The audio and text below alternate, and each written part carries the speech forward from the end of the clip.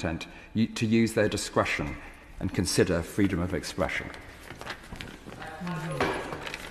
It's all quite exciting now, isn't it? I could do lots of hears. Everyone's talking about freedom of expression. And I can't tell you how relieved and pleased I was to both hear the speeches and to see Amendment 228 from Lord Allen of Hallam and Viscount Colville of Culross, and I thought that they both explained well why this is so important, and I'm so glad, even late in our discussions at report, that it's returned as an important issue. We have already discussed that in many cases, especially when it comes to what's seen as illegal speech, decisions about illegality are very complicated. And they're complicated in the law courts, they're complicated offline, and that's when they have all of the full power of lawyers and the criminal justice system and so on trying to decide. Leaving this up to people who, through no fault of their own, are not qualified, who work in a social media company, to try and make that decision in a climate of quite onerous obligations, I think that having words like reasonable grounds to infer will lead to lawful expression being over-moderated, and online platforms ultimately will use an abundance of caution, and this will lead to a lot of important speech, or perfectly lawful if not worthy speech, but the public speech, the ability to speak freely, will be removed. And that is not a trivial side issue. It will discredit this bill if it hasn't already. Now, whenever I listen to the noble lords and making contributions about why a wide range of amendments and changes have been needed, particularly in relation to protecting children and harm and so on, we're constantly told that this bill should send an uncompromising message.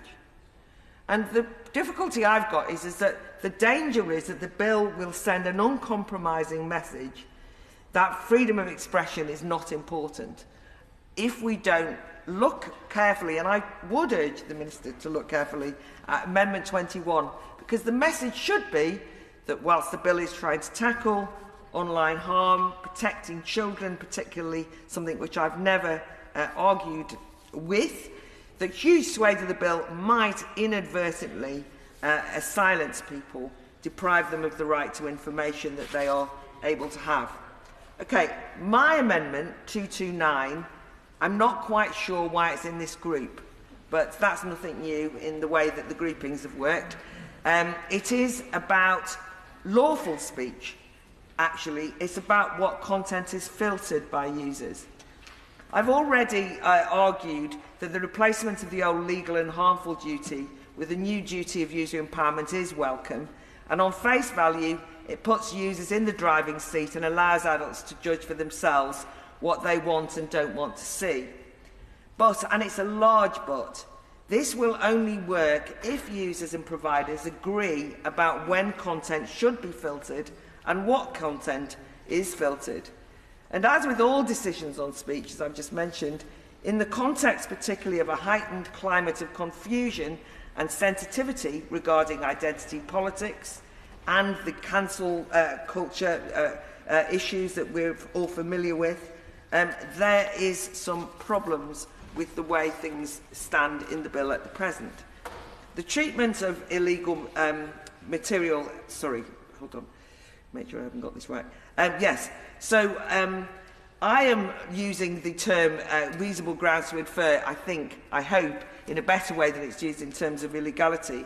But my amendment specifies that, that companies that need to have reasonable grounds to infer that content is abusive or inciting hatred when filtering out content in those user empowerment tools. So when a user chooses, for example, to filter out hateful content based on race or on being a woman or whatever, that it only catches content that genuinely falls under those headings. And there's a risk without this amendment that technologies or individuals working for companies could operate a heavy-handed way of filtering out legitimate content. So I'll just give a couple of examples. For example, say someone chooses to filter out abusive content targeting the protective characteristic of race. They would have, I would imagine, a reasonable expectation that that filter would target aggressive, unpleasant content demeaning to a person because of their race. But does the provider agree with that? Will it interpret my filtering choice as a user in the most restrictive way possible in a bid to protect my safety, or by seeing my sensibilities as having a low threshold for what it might consider to be abuse?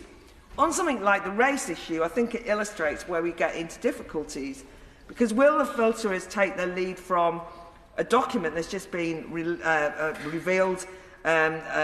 It's a document compiled by the Diocese of St Edmundsbury and Ipswich, which the anti-racist campaigning group have just released and discussed. The Don't Divide Us group. This document's been used in 87 schools, and under the heading of racism, we have things like passive racism includes agreeing that there are two sides to every story, or if you deny white privilege, or if you start a sentence saying not all white people. Veiled racism in this document, which, as I say, has been used in schools throughout a particular reason by the Church of England. Veiled racism includes Eurocentric curriculum or cultural appropriation. And racist discrimination includes anti-immigration policies, which, as I pointed out before, would indicate that the government's own bill tonight, some people call racist. And the reason I mention that is because you might think I'm going to have filtered out racism, and what you won't get then, or what you, if there's too much caution, is that you'll have filtered out discussions, perfectly legitimate discussions, on immigration, cultural appropriation. You'll be protected. If the filterer, for example, follows certain universities who have deemed the novels of Walter Scott, the plays of William Shakespeare, or Enid Blyton writing as racist, then you can see that we've got some real problems. When universities have called misogynistic bullying and sexual abuse in The Great Gatsby and Ovid's Metamorphoses, I just want to make sure that we don't end up in a situation where there is over-sensitivity by the filterers. Perhaps the filtering will take place by algorithm, machine learning and artificial intelligence, but the AHRC have noted that algorithms just cannot cope with the context, cultural difference and complexity of language within the billions of items of content produced every day. And so I want to bring this amendment, the purpose of Amendment 229, is to ensure there's something like a common standard, a standard of objective reasonableness. It's not perfect at all. I understand that reasonableness itself is open to interpretation, but it's an attempt at ensuring that the government's concept of user empowerment is feasible by at least aspiring to a basic shared understanding between users and providers as to what will be filtered and what won't, and a check against providers' filters mechanism not removing controversial or unpopular content in the name of protecting users. And I think, just as I indicated in terms of sending a message, if the government could indicate to the companies that rather than taking a risk-averse attitude, that they had to bear in mind freedom of expression, not be oversensitive, not be too risk-averse or over-cautious, we might be able to get some balance. Otherwise, an awful lot of lawful material will be removed that's not even harmful.